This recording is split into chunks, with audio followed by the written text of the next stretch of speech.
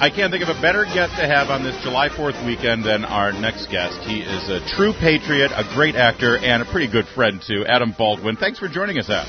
Thanks for having me, Larry. Appreciate it. And happy 4th of July. God bless America. I'll say. And well, you know, patriotism, God bless America, and the good guys always win. That seems to be the theme in your new series, The Last Ship, now in its second season. You just started, this is like one of those summer rollouts, right? The second season started 2 weeks ago?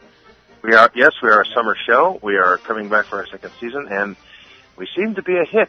Yeah, well, listen, I'm seeing it everywhere, and everybody seems to be chatting about it on social media as well. I know that you're a big proponent of social media. Is it kind of fun for you now when you take to Twitter and start wanting to, you know, see what people are talking about, and you find that they're talking about your show?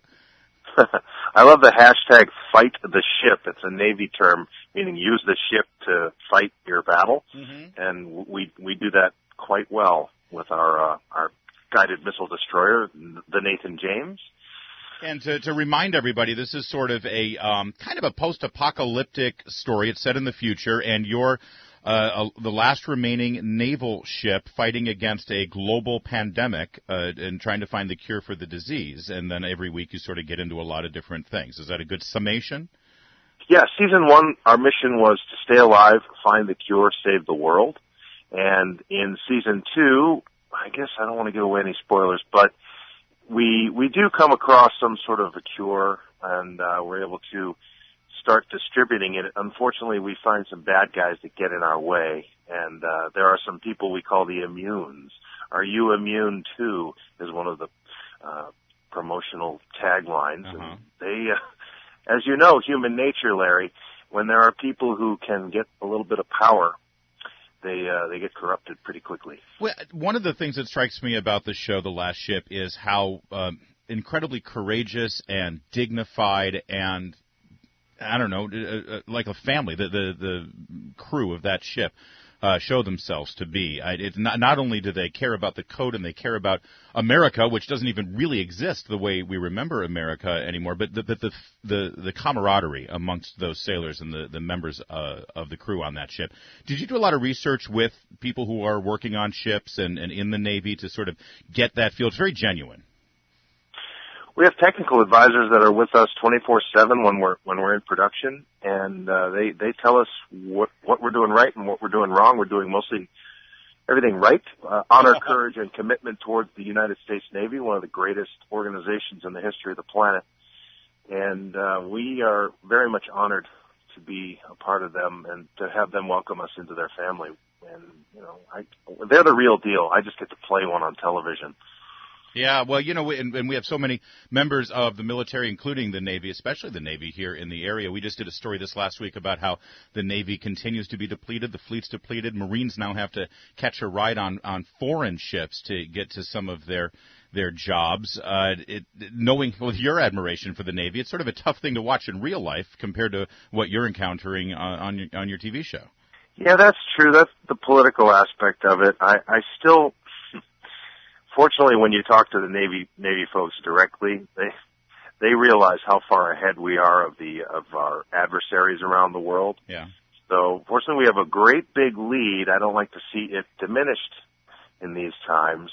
And if there's one thing I talked to them about, you know, let's increase their pay, at least get them paid a little better, so that it'll have a retention aspect. I think our weaponry is pretty far in advance of, like I say, our adversaries. Well, and your show's director seems to have a love affair with that, with those weapons. It's really amazing. Whenever you guys do engage, and I don't know, it's a little like Star Trek. Sometimes you try to use the diplomatic efforts, you try to, you know, work through a problem without having to use the firepower. But when you use the firepower, man, it's pretty impressive.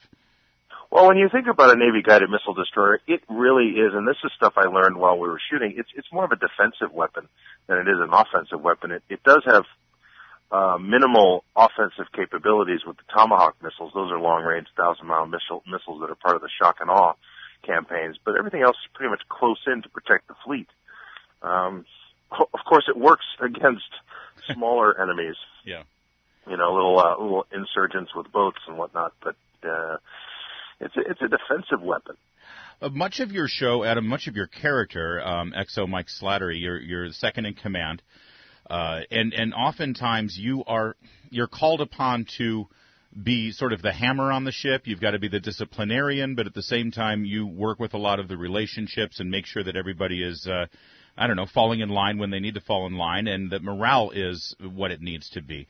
Do you, on a personal basis, do you end up being that kind of character off the set as well, or I should say, behind the scenes? Do you take on that role with your cast members ever? I think the best way to deal with it is to lead by example. When you have a large crew like that, you got to show up on time, do your job, and do it well, and that is hopefully will inspire others to do the same. But yeah, it can be a bit of a velvet hammer if you cross me. Has your character gone through some growth this season? Are you going to have some more personal challenges that you can reveal? We in the episode that just aired, we go looking for our families, and it's still kind of up in the air what really happened to Mike's family. But we have to presume the worst, hope for the best, presume the worst, and like I say, stick with the second family aboard the ship, stick with the mission. Adam Baldwin is our guest. He's one of the stars of The Last Ship, the great series that's so popular now on TNT, now in its second season. Adam, stay with us. It is 4th of July weekend, and I know what a patriot you are, how much you love America, and how that, in my opinion, transmits in your performances, the films you choose, the series you choose, and I think it's interesting as an actor the way you can sort of express that patriotism through your performances. I want to talk about that and your love for our country in just a moment, but we're going to take a quick break. Washington's Mall, WMAL, where Washington comes to talk.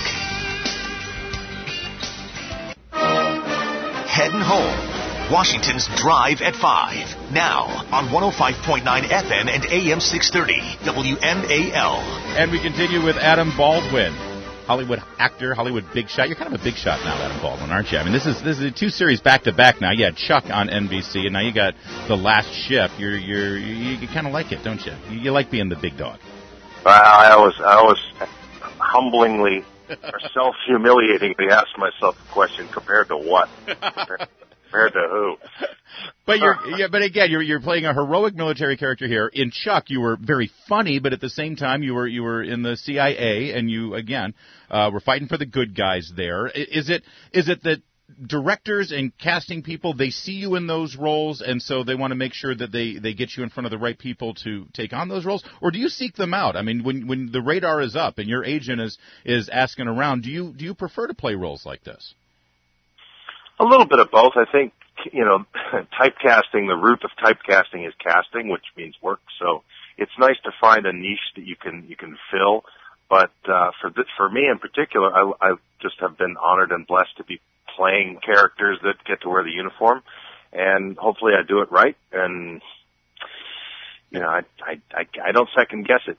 If I see something there that's got Michael Bay's name attached to it and TNT and Eric Dane, and that's a part I want because I figure it's going to be around for a while. It's going to be fun to build an arc and see where it goes. You were in the film in the year 2000, The Patriot, Mel Gibson movie. It took place in the Revolutionary War. Here we are celebrating the Declaration of Independence signing this weekend. You actually played a British officer in that film, but I think in a very sympathetic way. You were actually kind of torn, your character was. I wonder, on that set, I mean, was there a lot of, to me it was very authentic. I love that film, I really do, and the Mel Gibson character I thought was a great one. Heath Ledger, of course, gave a great performance, the late Heath Ledger. Was there a lot of conversation in that film about the importance of portraying that time in American history in a very good and noble way? Oh yes, they wanted to make sure that the uniforms were exacting, and the way the battles played out were as exacting as they could be. There are great shots in there with cannonballs bouncing across the battlefield, taking people's legs out. That's amazing. Yeah, I think it was. I thought they very well portrayed the other side. Obviously, the British were the totalitarian tyrants and the people that the Americans had to fight against for independence, but the actual soldiers on the ground, they had a perspective and they were doing their jobs. And I think, we've seen a lot of that lately with this whole Confederate kerfuffle. which you have soldiers on the battlefield who were fighting on the wrong side, but again, they were just doing their job. Do we go dig up Confederate soldiers' graves now? I mean, it's really kind of gone a little far afield. Well, The Patriot and Independence Day are two movies that a lot of people want to see this weekend, and there is now talk of a second Independence Day. What can you tell us about this? Are you in it? Is it a direct sequel? What's happening? There is a sequel to Independence Day. It's being filmed right now, and it's slated for release a year from now. So it'll be the 20th anniversary of the first one. It has the same director and same producer, and it should be epic. And can you tell us anything about the plot? No, not at liberty to discuss that at all. All right. Well, we do have a lot of liberties in this country, but apparently we don't have that one, Adam Baldwin. It's always good to talk to you, man. Thank you for joining us today, and a happy Independence Day to you. Happy Independence Day, and congratulations. Congratulations. To you. Are you really going to out me on the engagement thing now? You want to make a big deal out of that? I thought you've already been outed. I have, but it's kind of cool to have an actor, Hollywood big shot guy. Congratulations. Marriage is an institution which I fully endorse. See, now Meredith and I are going to have a party in L.A., so now that you've brought it up on the air, Adam, I'm going to have to, you're going to have to be a big part of that. Maybe you can be my West Coast best man. Well, but, hey. In. I'm in. Count me in. I'm your best man on the West Coast. Done deal. Adam Baldwin, thanks for joining us. Happy Independence Day, man. Bye, Larry. Bye. Washington's Mall, WMAL, where Washington comes to talk. Thanks for listening to Washington's Drive at 5 podcast from 105.9 FM and AM 630, Washington's Mall, WMAL. Listen to Washington's Drive at 5 live weekdays from 5 to 6 p.m. on WMAL. And download more free original content daily from WMAL.com.